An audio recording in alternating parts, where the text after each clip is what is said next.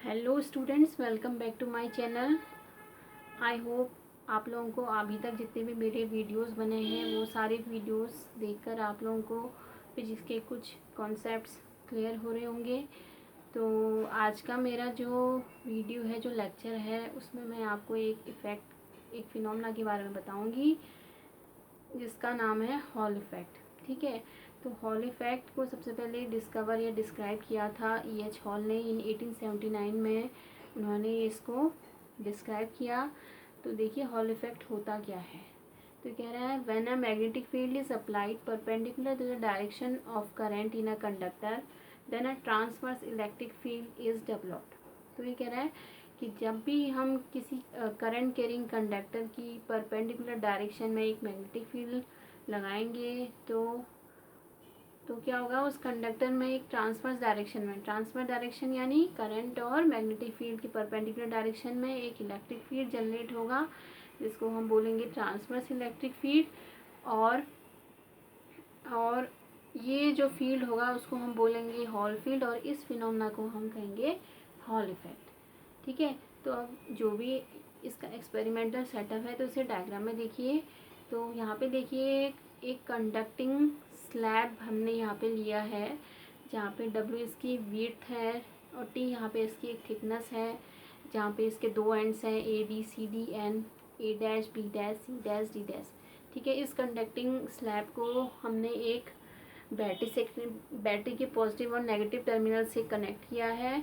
देखिए जैसे इसको हम पॉजिटिव और नेगेटिव टर्मिनल से कनेक्ट करेंगे तो इसमें क्या होगा, इस सर्किट में करंट फ्लो स्टार्ट होगा from positive to negative and the flow of electrons start from negative to positive.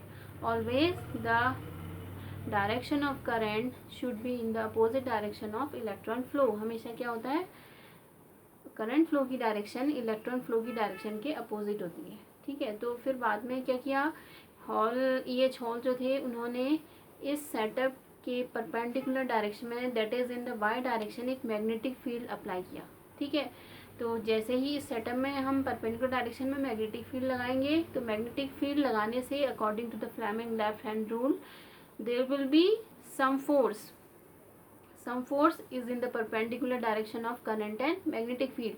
ठीक है, तो जैसे ही मैग्नेटिक फील्ड लगाएंगे तो करंट और मैग्नेटिक फील्ड की परपेंडिकुलर डायरेक्शन में एक फोर्स लगेगा। फोर्स के कारण क्या होगा, एक इलेक्ट्रिक फील्ड जनरेट होगा। ठीक है, इस फोर्स के कारण जो इलेक्ट्रॉन्स हैं वो ऊपर की एंड से नीचे एंड की तरफ आएंगे, तो ऊपर एंड में इलेक्ट्रॉन की कमी हो जाएगी, इलेक्ट्रॉन लैक होगा, जिसके कारण उनमें पॉजिटिव चार्ज आएगा। तो फ्लो ऑफ इलेक्ट्रॉन नीचे जा रहे हैं तो इलेक्ट्रॉन्स नीचे साइड आएंगे, तो इससे क्या होगा, उस एंड में नेगेटिव चार्ज जनरेट होगा, तो इससे एक इलेक्ट्रिक फील्ड जनरेट होगा। तो इस इलेक्ट्रिक फील्ड की डायरेक्शन क्या होगी, कहाँ से कहाँ होगी, from positive to negative end, that is in the z direction.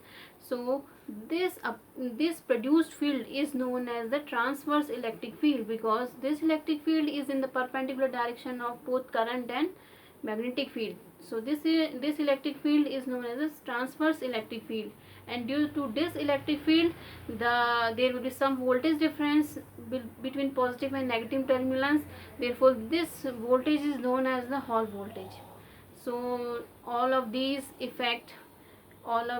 experimental setup in which the conducting slab is put across the terminal and there will be some magnetic field is in the perpendicular direction of that conducting plate. So there will be some electric field, transverse electric field due to these current and magnetic field. So all of these phenomena is known as the Hall effect, and we use Hall effect in the various areas. They have several applications. So using Hall effect we can determine the type of charge carriers. The charge carriers are of two types, holes and electrons. So using this we find what type of these charge carriers and the concentration of charge carriers per unit volume, how many charges are in that specimen, in that conductor, and also we find the movability of charge carrier and what type of conductor and what type of specimen we use in the experimental setup. We find that from that experiment, that is metal or insulator or semiconductor.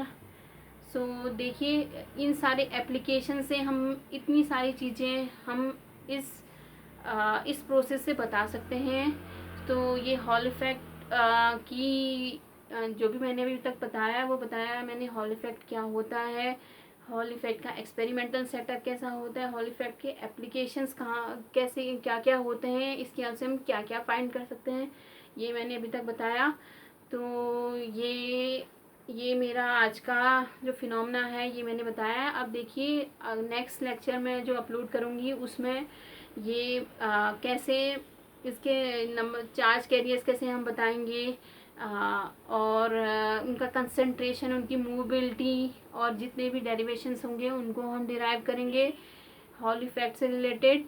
तो अगर आप लोगों को मेरा video पसंद आए तो please उसे लाइक करिएगा, मेरे चैनल को सब्सक्राइब करिएगा एंड बेल आइकन को प्रेस करिएगा ताकि आने वाले लेक्चर्स के नोटिफिकेशंस आप तक पहुंच सकें।